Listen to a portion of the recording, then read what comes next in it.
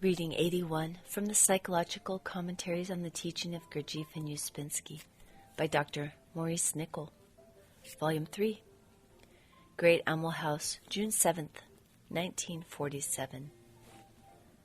On Centers and Parts of Centers. The mechanical reception of impressions can only feed mechanical parts of centers. But when impressions are taken in, say, with a sense of wonder or delight, they fall on emotional divisions of centers. When they are taken in by directed attention and individual mental effort, they fall on intellectual divisions. Now a negative impression will go to its proper place, namely negative parts of centers. Impressions taken in of a person one freely dislikes will feed negative emotional part. This then becomes stored with energy and will discharge itself on anyone from a trifling cause.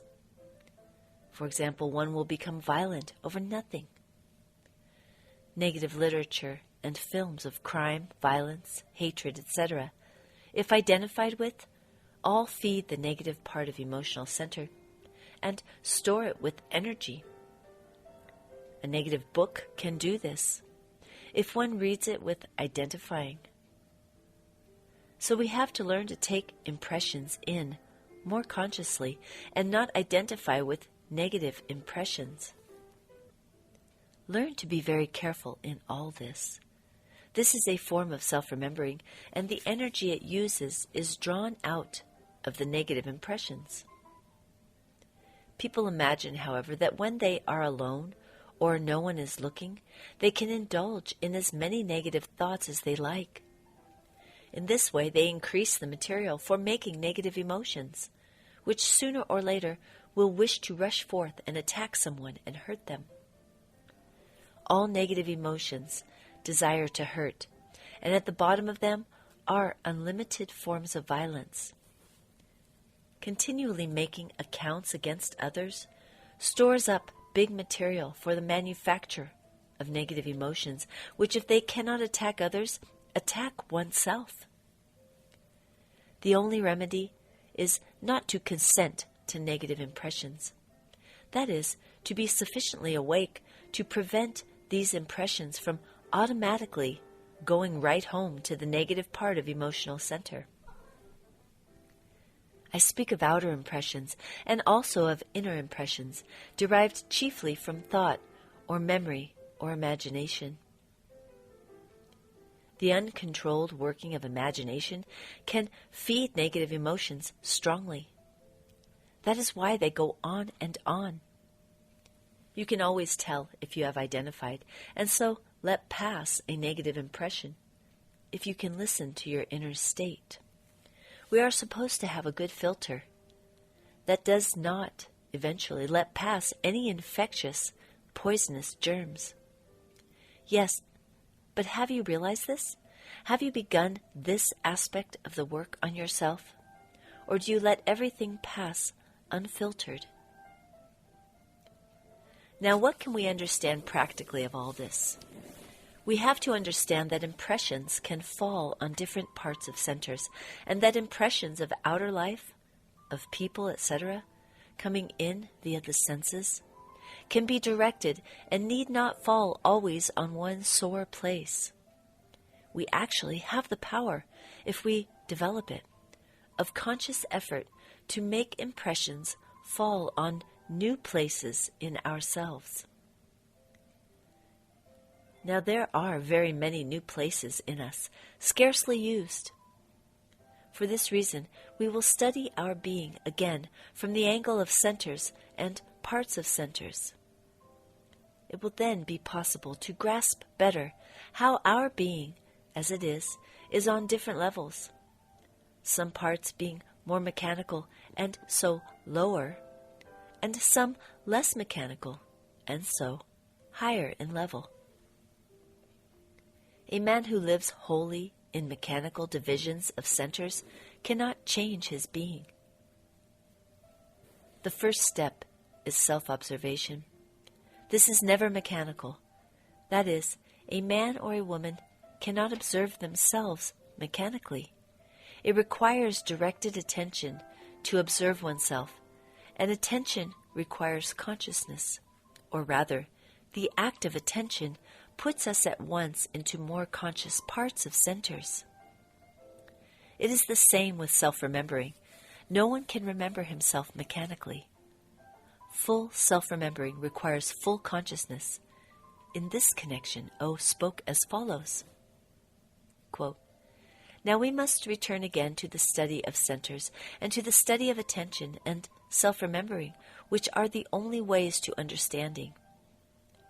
Besides the division into two parts, positive and negative, which, as we saw, is not the same in different centers, each of the four centers is divided into three parts. These three parts correspond to the divisions of centers themselves. The first part is mechanical, including moving and instinctive principles. The second is emotional, and the third is intellectual. The following diagram shows the position of parts in the intellectual center.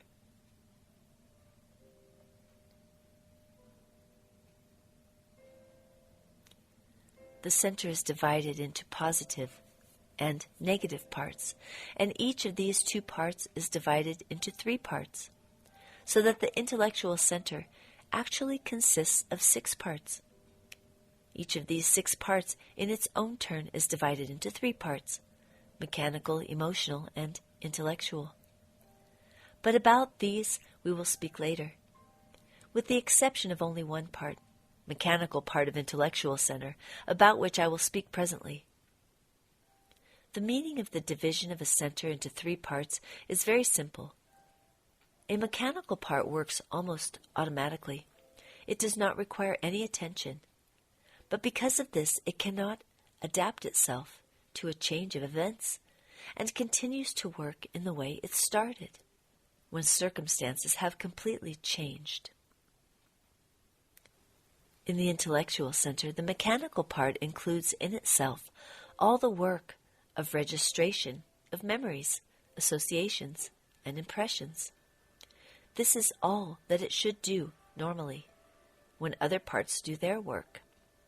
It should never reply to questions addressed to the whole center, and it should never decide anything, but unfortunately, it is always ready to decide, and it always replies to all sorts of questions in a narrow and very limited way, in ready-made phrases, in slang expressions, in party maxims, etc.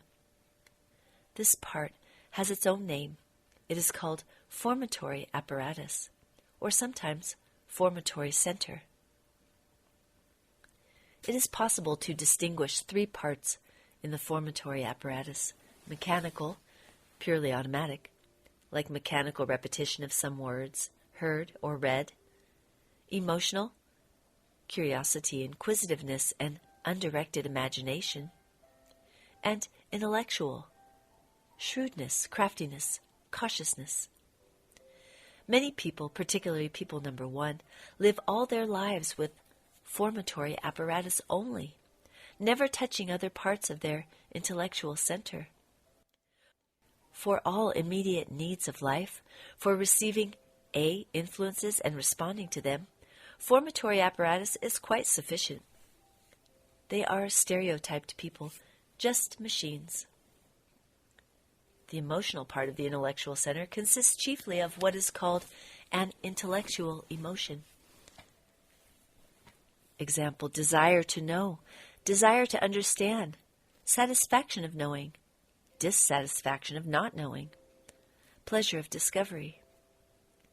Work of the emotional part requires full attention, but in this part of the center, attention does not require any effort. It is attracted and kept by the subject itself. The intellectual part of intellectual center includes in itself a capacity for creation, construction, invention, and discovery. It cannot work without attention, but the attention in this part of the center must be controlled, and kept there by will and effort. This is the chief point in studying parts of centers. If we take them from the point of view of attention, we will know at once in which parts of centers we are. Without attention or with attention wandering, we are in the mechanical parts. With the attention attracted by a subject of thought or consideration, we are in the emotional part. And with the attention controlled and kept on our subject by will, we are in the intellectual part. At the same time, it shows the way to higher parts of centers.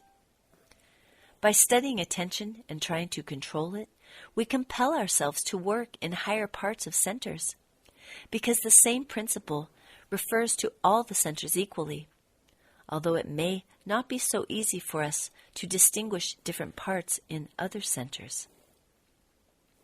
Let us take emotional center. I will not speak at the present moment about negative emotions. We will take only the division of the center into three parts: mechanical, emotional, and intellectual. The mechanical part consists of the cheapest kind of ready-made humor and the rough sense of the comic, love of excitement, spectacular shows, pageantry, sentimentality, love of being in a crowd, all kinds of crowd emotions and all kinds of lower, half-animal emotions, unconscious cruelty, selfishness, cowardice, envy, jealousy, and so on. The emotional part may be very different in different people. It may include in itself religious emotion, aesthetic emotion, moral emotion, and may lead to conscience. But with identification on its negative side, it may be something quite different. It may be very cruel, obstinate, and cold, and jealous, only in a less primitive way than the mechanical part. The intellectual part, with the help of the intellectual parts of the moving and instinctive centers, includes in itself the power of artistic creation. In cases where the intellectual parts of the moving and instinctive centers, which are necessary for the natural manifestation of the creative faculties, are not educated enough or do not correspond to it in their development, it manifests itself in dreams. This explains the beautiful and artistic dreams of otherwise quite inartistic people. Also, the intellectual part of the emotional center is the chief seat of the magnetic center.